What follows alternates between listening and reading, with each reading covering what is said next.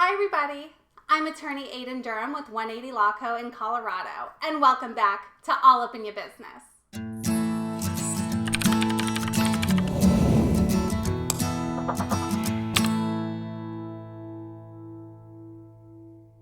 On this episode of All Up in Your Business, I'm going to break down the differences between the TEAS Plus and TEAS Standard trademark applications. I'm going to explain why you would want to use one application over the other, and I'm going to give you a few tips to help you save money when filing a trademark application. But first, don't forget to smash that like button and subscribe to my channel if you haven't already. And be sure to check the description for links to additional information and resources.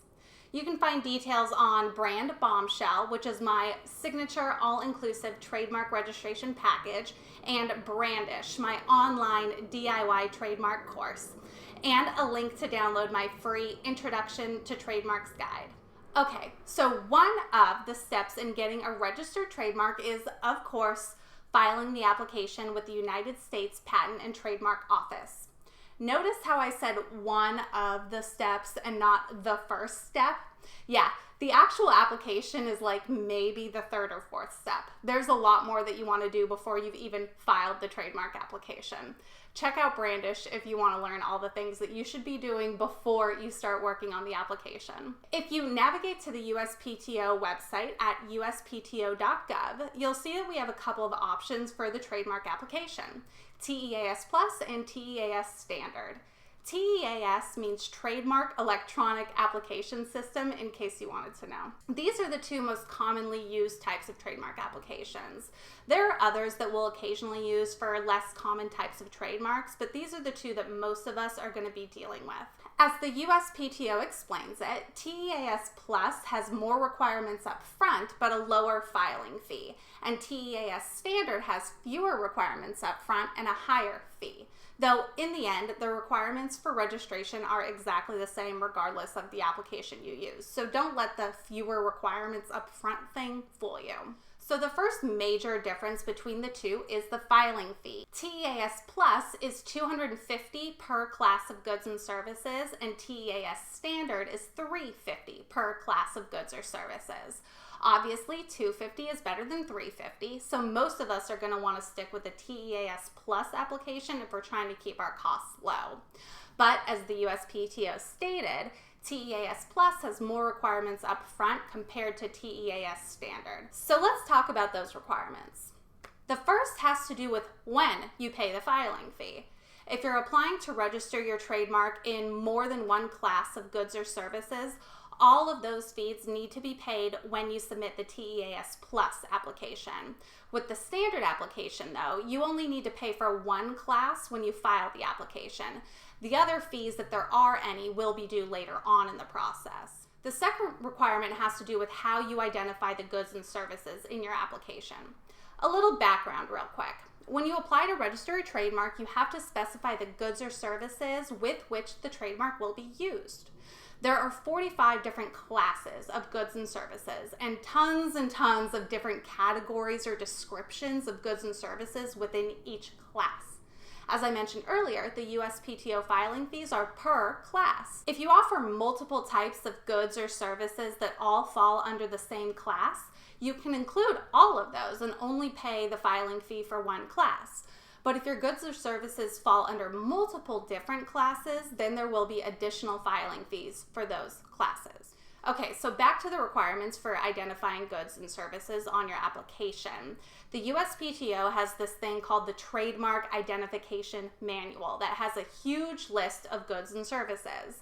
I'll link to the Trademark ID Manual in the description so you guys can check that out. In order to use the TEAS Plus application and benefit from that lower filing fee, you have to select your goods and service listings from that Trademark ID Manual. This isn't going to be a problem for most of us. The Trademark ID Manual has a lot, I'm talking thousands and thousands of different goods and services descriptions that you can choose from, and chances are there will be at least one in there that applies to you. But sometimes there aren't. Like if we're dealing with a brand new type of business, something that's never been done before, there may not already be a description in the Trademark ID Manual that really fits with our goods or services. Sometimes we need to be more creative and come up with our own brand new description for the goods and services. And that's where TEAS standard comes in. Unlike TEAS Plus, where you have to pick from the Trademark ID manual, TEAS standard allows you to enter your own description for the goods and services under which you want your trademark to be registered. By the way, that's why the filing fees are not all due upfront with TEAS standard. We, meaning trademark applicants and trademark attorneys, don't always know exactly which of the 45 classes would be appropriate for the goods and services. So we're allowed to leave the class number out of the application initially and basically let the USPTO tell us which classes are appropriate. And then we can later pay the additional filing fees if needed. The third extra requirement for the TEAS Plus application has to do with the additional statements portion of the trademark application. There's a section on the application that asks about additional statements. With TEAS Plus, we have to indicate on the application if those additional statements apply to our trademark. Specifically, with the TEAS Plus application, we have to address if the same trademark has already been registered with the USPTO by you, but the owner name in the prior registration is not the same as in the new application. If the trademark has color, if the trademark includes a design or stylized font, if it includes non-English words or non-Latin characters, if the trademark includes a name or portrait of a living individual, and if the trademark is currently in use and the applicant needs to limit use to specific geographic area and identify the other concurrent users. So if any of those circumstances apply to your trademark, you must indicate that on the additional statements section of the application if you want to benefit from that lower fee of the TEAS Plus application. This is super important because the USPTO is going to charge you additional fees if you fail to do so when you should have. The TEAS standard application, on the other hand, doesn't have that requirement. You will still need to tell the USPTO if any of those additional statements apply to your trademark, but you can do so after the application has been submitted. So to summarize, the main differences between TEAS Plus and TEAS Standard are, number one, the filing fees, number two, how we select the goods and services for our trademark, and number three, when we need to indicate if any additional statements apply to our trademark. In the end, the requirements to get a registered trademark with the USPTO are exactly the same, regardless of the type of application you use. Using one application over the other isn't going to decrease your chances of getting rejected due to a likelihood of confusion, for example. If we're trying to keep our costs and filing fees low, then the TEAS Plus application is going to be the best and most appropriate option for most of us. The most common reason for using the TEAS standard application is if we need to go outside of the USPTO's Trademark ID manual for our goods and services descriptions.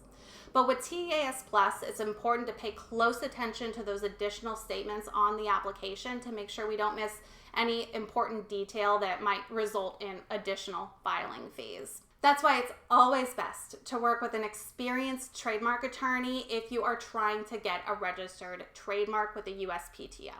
Sure, a lawyer is going to cost more money, but it's going to help you increase your chances of getting the trademark registered and prevent costly mistakes on the application itself. That's all for this episode, folks. Drop a comment below. Let me know what you think. If you need help getting a registered trademark for your business, check out Brand Bombshell, my signature all-inclusive trademark registration package. Or if you're on a tight budget and looking to DIY your trademark application, then check out Brandish, my on-demand online course that teaches you step-by-step how to prepare for, complete, and submit a trademark application with the USPTO without a lawyer.